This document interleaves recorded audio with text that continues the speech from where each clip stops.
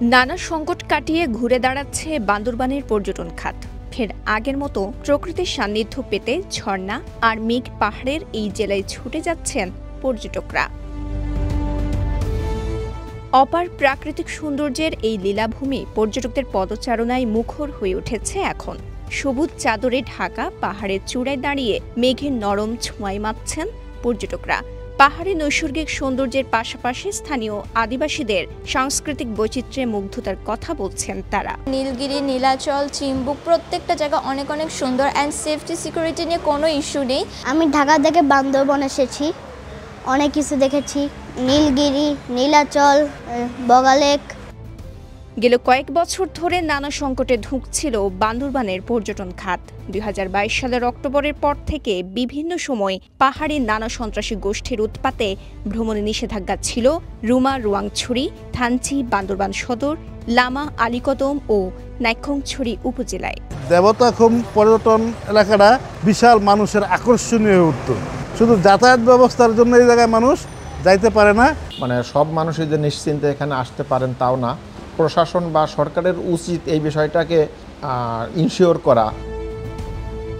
দেশে ভ্রমণের জন্য অন্যতম জনপ্রিয় এই জেলার বিভিন্ন উপজেলায় ভ্রমণ নিষেধাজ্ঞা থাকায় ধস নামে পর্যটন শিল্পে।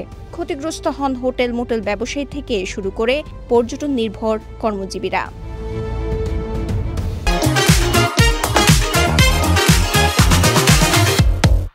তবে আইন শৃঙ্খলা পরিস্থিতি উন্নতি হওয়ায় ধীরে ধীরে প্রত্যাহার করা হয় নিষেধাজ্ঞা। এতে ফের প্রাণ পায় বান্দরবানের পর্যটন খাত, সচল হয়ে ওঠে স্থানীয় অর্থনীতি, ব্যস্ততা বাড়ে পর্যটন নির্ভর কর্মজীবীদেরও। হোটেল মোটেলগুলা মোটামুটি এইভাবে পর্যাপ্ত পরিমাণ বুকিং হয়েছে। পর্যটন দিবস প্লাস দুর্গাপূজা উপলক্ষে বান্দরবনে প্রচুর পর্যটকের সমাগম হবে। অনেক পর্যটক ভাইয়েরা মানে বাইরের থেকে আমাদেরকে ফোন দিয়ে বুকিং করতেছে। আগে যারা আসতে পারে না ওনারাও বুকিং করতেছে। মোটামুটি হোটেল মোটেল সব বুকিং দেখা যাচ্ছে।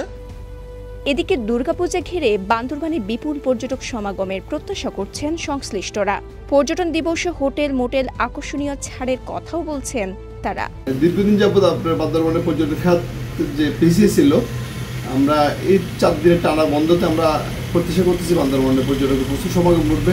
বিশ্ব পর্যটন দিবস উপলক্ষে আমরা হোটেল রিসোর্ট ওনার্স অ্যাসোসিয়েশনের পক্ষ থেকে বিভিন্ন ধরনের ডিসকাউন্ট ঘোষণা করেছি। তবে এই পর্যটন নগরে কিছু সংকট রয়ে গেছে এখনো।